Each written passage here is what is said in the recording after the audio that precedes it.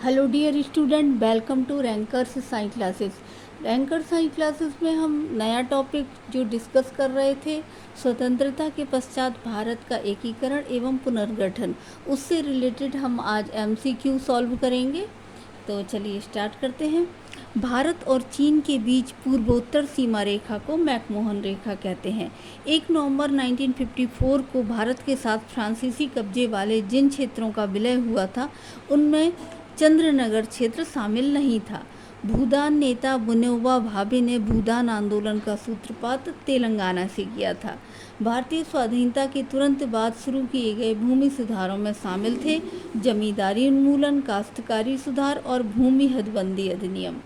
भारत में भूमि सुधार संबंधी सुधार कार्यक्रमों की रूपरेखा एक कृषि सुधार समिति द्वारा तैयार की गई थी, जिसे कुमाराप्पा समिति के नाम से भी जानते हैं। उस भारतीय रियासत का क्या नाम था जिसने अपने राज्य को पाकिस्तान के साथ मिलाने का निर्णय लिया था? वह रियासत थी जूनागढ़। भारत में भूमि सुधारों को लागू करने में अग्रणी राज्य था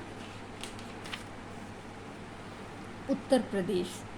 भाषाई राज्यों के सृजन के प्रश्न पर सलाह देने के लिए गठित की गई समितियों एवं आयोगों में निम्नलिखित में से कौन सी समिति एवं आयोग सम्मिलित नहीं था?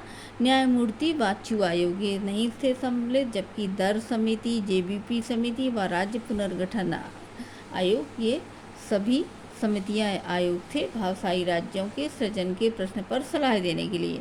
गुट निरपेक्ष आंदोलन के संबंध में अग्रगामी भूमिका किसने निभाई? बांडुंग सम्मेलन ने। पंचशील के सिद्धांत का प्रतिपादन पहली बार कहाँ हुआ? 1954 की भारत चीन उद्घोषणा में। कश्मीर के महाराजा ने कश्मीर का अधिमिलन भारत में करने का निर्णय किस घटना के पश्चात लिया? पाकिस्तान द्वारा कश्मीर पर हमला करने के पश्चात।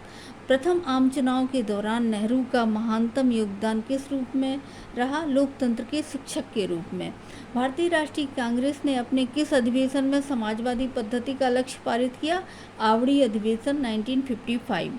अक्टूबर 1951 में आम चुनाव के कुछ समय पश्चात ही डॉक्टर अंबेडकर ने किसके बैनर तले चुनाव लड़ने का निश्चय किया? अनुसूचित जाति परिसंघ, ये इनकी अपनी खुद ने ये वो बनाई थी संस्था।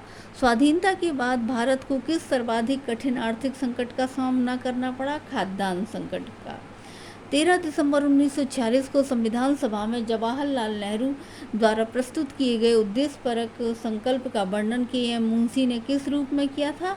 हमारे सार्वभौम जनतांत्रिक गणतंत्र की जन्म कुंडली। भारतीय संविधान की पांडुलेखन समिति में निम्नलिखित में से कौन सम्मिलित नहीं था? के.एम. मुंशी, जबकि एन गोपालस्वामी आयंगर, अल्लादी कृष्णस्वामी अय्यर, एस.एन. मुखर्जी सम्मिलित थे। भारत ने किस घटना पर घोर पश्चिमी विरोधी रुख अपनाया? स्वेज नहर संकट पर। भारतीय संघ में रियासतों के अधिमिलन के बाद उनके शासकों को निम्नलिखित में से कौन सा विशेष अधिकार नहीं दिया गया? अपने वाहनों एवं भवनों पर राष्ट्रीय ध्वज फहराने का अधिकार नहीं दिया गया, जबकि प्रिवी पर्स, रिहायशी उद्देश्य हेतु महलों पर अधिकार, किसी न्यायालय के समक्ष पेश होने से छूट, ये अधिकार उनके बाकी रहे। भारतीय राज्यों के अधिमिलन के बाद अनेक राज्यों के शासकों को राज्यों का राज्य प्रमुख नियुक्त किया गया। किस राज्य के सृजन से देश के अन्य भागों में भाषाई राज्य के सृजन हेतु मांगों एवं आंदोलन का मार्ग प्रशस्त हो गया? आंध्र प्रदेश। नीचे दिए गए कोड के आधार पर निम्नलिखित घटनाओं वर्ष 1947 एवं 1948 में आयोजित एशियाई संबंध सम्मेलन का उद्देश्य था उपनिवेशवाद से मुक्त होने के प्रयासों को प्रोत्साहन एवं एशियाई एकजुटता को बढ़ावा देना। 1961 की सर्वाधिक महत्वपूर्ण घटना थी 1961 की बेलग्रेड में प्रथम गुट निरपेक्ष शिखर सम्मेलन और गोवा दमन द्वीप का पुर्तगाली औपनिवेशिक शासन से मुक्त होना। 1962 में भारत चीन युद्ध का तत्कालिक कारण क्या था? तिब्बत आध्यात्मिक प्रमुख दलाई लामा को भारत में शरण देना। 1962 में भारत के साथ युद्ध के दौरान चीन ने एक पक्षीय युद्ध विराम की घोषणा कर दी, जब भारत ने यूएसए तथा ब्रिटेन से अविलंब सैन्य सहायता मांगी। निम्नलिखित में से किस भारतीय रियासत का अधिमिलन भारत में कराने के लिए भारत सरकार को ऑपरेशन पोलो चलाना पड़ा? हैदराबाद को मिलाने में। 1947 में महात्मा गांधी ने आमरण अनशन क्यों किया? पाकिस्तान को 55 करोड़ रुपए का नगद भुगतान करने के लिए नेहरू सरकार को विवश करने के लिए इन्होंने आमरण अनशन किया। भारत और पाकिस्तान के बीच अप्रैल 1948 में हस्ताक्षरित भारत पाकिस्तानी समझौते में प्रावधान था कि अल्पसंख्यकों की संरक्षा की जिम्मेदारी दोनों देशों की सरकारों पर होगी। 8 अप्रैल 1950 को भारत और पाकिस्तान के बीच एक समझौते पर हस्ताक्षर किए गए। इसे नेहरू लियाकत अली समझौता कहते हैं। यह समझौता किसकी पुष्टि के लिए किया गया था? दोनों देशों द्वारा अपने यहाँ अल्पसंख्यकों की संरक्षण करना। भारत एवं पाकिस्तान के बीच हुए किस समझौते पर विरोध स्वरूप भारतीय मंत्रिमंडल के 2 सदस्यों डॉक्टर श्यामा प्रसाद मुखर्जी और केसी नियोगी ने 1950 में त्यागपत्र दे दिया था? नेहरू लियाकत अली समझौते के विरोध में। कश्मीर समस्या और अक्टूबर 1947 में कश्मीर पर पाकिस्तानी आक्रमण का मूल कारण था भारतीय संघ में अधिमिलन के बारे में निर्णय लेने में कश्मीर के महाराजा की ओर से विलंब। 27 अक्टूबर 1947 को भारतीय संघ में जम्मू कश्मीर के अधिमिलन के पश्चात भी कश्मीर समस्या भारत सरकार के निम्नलिखित निर्णय के कारण क्यों यथावत रही? कश्मीर की जनता की इच्छा का पता लगाने के लिए जनमत संग्रह का प्रस्ताव करने की वजह से। कश्मीर में प्रस्तावित जनमत संग्रह, जिस पर कि पाकिस्तान आज भी जोर देता रहता है, निम्नलिखित में से किस कारण से नहीं कराया जा सका? पाकिस्तान का अधिकृत क्षेत्रों से हटने से इनकार करने पर। तथा कथित आज़ाद कश्मीर में पाकिस्तान की हैसियत है आक्रमणकारी तथा अवैध कब्जाधारक। कश्मीर मुद्दे पर महात्मा गांधी का दृष्टिकोण था कि यदि जम्मू एवं कश्मीर की सुरक्षा के लिए यदि संपूर्ण भारतीय सेना को भी झोंक दिया जाए तो भी उन्हें कोई दुख और पश्चाताप नहीं होगा। साथ ही संयुक्त राष्ट्र सुरक्षा परिषद में इस मुद्दे को ले जाने के भारत के निर्णय से भी नाखुश थे। 1954 में भारत और निम्नलिखित में से किसके बीच पंचशील संधि पर हस्ताक्षर हुई? भारत और चीन। गुटनिरपेक्ष की भारतीय नीति को सबसे बड़ी चुनौती कब मिली? भारत पर चीन आक्रमण के समय। चीनी हमलों के बाद भारत के किस रक्षा मंत्री को त्यागपत्र देना पड़ा था? वी के कृष्णन मेनन। भारत की गुटनिरपेक्षता संबंधी नीति का सर्वोत्तम वर्णन निम्नलिखित में से किन शब्दों में किया जा सकता है? भारत के लिए सवेत्तिम सुरक्षा।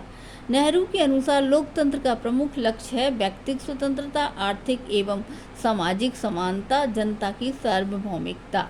सभी 1957 में भारत में त्रिस्तरीय पंचायती राज व्यवस्था का सूत्रपात बलवंत राय मेहता समिति की रिपोर्ट के परिणाम स्वरूप हुआ।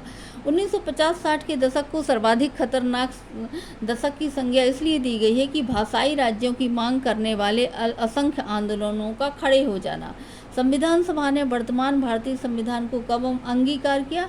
26 जनवरी 1949 को अंगीकार किया गया, जबकि इसको लागू हुआ 26 जनवरी 1950। निम्नलिखित में से कौन सा राज्य पुनर्गठन अधिनियम 1956 के अधीन सृजित नहीं हुआ? महाराष्ट्र नहीं हुआ, जबकि आंध्र प्रदेश, केरल और मध्य प्रदेश हुए। भारतीय संविधान के किस खंड में कल्याणकारी राज्य की अवधारणा प्रस्तुत की गई है? शासन के नीति निर्देशक सिद्धांत में। भारतीय संविधान में किस मूलभूत अधिकार को प्रतिभूत नहीं किया गया है? सूचना का अधिकार को प्रतिभूत नहीं किया गया। संविधान के किस अनुच्छेद के अंतर्गत कोई व्यक्ति किसी मूलभूत अधिकार के उल्लंघन की स्थिति में सीधे ही उच्चतम न्यायालय की शरण में जा सकता है? 32वां संवैधानिक आर्टिकल 32 में संवैधानिक उपचारों का अधिकार प्राप्त है भारतीयों को। भारतीय संविधान के अनुसार भारत के नागरिक के मूलभूत कर्तव्यों में से निम्नलिखित में से कौन सा कर्तव्य शामिल नहीं ही है? अन्य व्यक्तियों की संपत्ति के अधिकार का सम्मान करना। निम्नलिखित इस कथन का क्या अर्थ है कि संविधान में शासन के नीति निर्देशक सिद्धांत वाद योग्य नहीं है? इसका अर्थ है कि यदि इन्हें क्रियान्वित नहीं किया जाता है तो मामले को अदालत में नहीं ले जाया जा सकता। मीन्स वाद योग्य नहीं है कि इन्हें अदालत में इनको चुनौती नहीं दी जा सकती। भारत की संसद में शामिल है राष्ट्रपति एवं दोनों सदन। द्विसदनीय विधायिका का क्या अर्थ है? ऐसा विधानमंडल जिसमें एक निचला सदन तथा एक ऊपरी सदन हो। निम्नलिखित में से किस वर्ष आपातकाल की घोषणा की गई?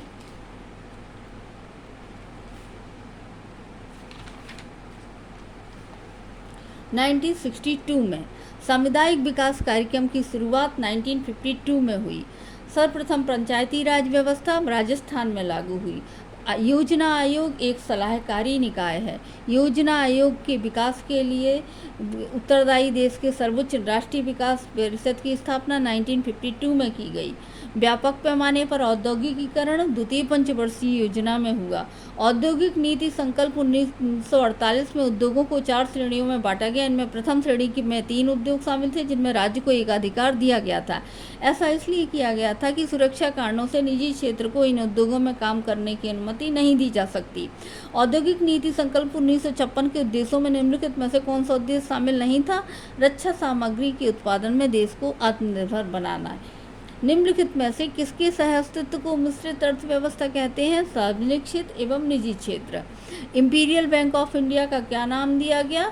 राष्ट्रीयकरण के बाद state bank of India. Bharat में सर्वप्रथम सहकारिता आंदोलन निम्नलिखित में से किस क्षेत्र में प्रारंभ हुआ? कृषि ऋण में। भारत के प्रथम विदेश मंत्री पंडित जवाहरलाल नेहरू थे तथा प्रथम संसद के प्रथम अध्यक्ष जीबी मावलकर थे। सर्वोदय आंदोलन का सूत्रपात किसने किया? जयप्रकाश नारायण ने किया। जवाहरलाल नेहरू की विदेश नीति में निम्नलिखित में से कौन सा सिद्धांत शामिल नहीं था? पूंजीवादी एवं साम्यवादी प्रणालियों का उन्मूलन शामिल नहीं था, जबकि गुटनिरपेक्षता, जातीय प्रसार का उन्मूलन, शांति एवं समृद्धि के संवर्धन के लिए अंतर्राष्ट्रीय सहयोग ये सब शामिल थे। पंचशील के सिद्धांत का प्रतिपादन करने वाले पहले व्यक्ति सम्राट अशोक की आइडियोलॉजी को इसमें लिया गया है। भारतीय संघ में विलय से पूर्व हैदराबाद राज्य में प्रथम सरकार के एजेंट जनरल के रूप में किसकी नियुक्ति हुई? के.एम. मुंशी की। राष्ट्रीय एकता परिषद का गठन किस वर्ष किया गया? 1961 में। तो ये सभी MCQ बहुत ही इम्पोर्टेंट है न्यू टॉपिक में जो प्रीलिम्स होने जा रहा है। Thank you.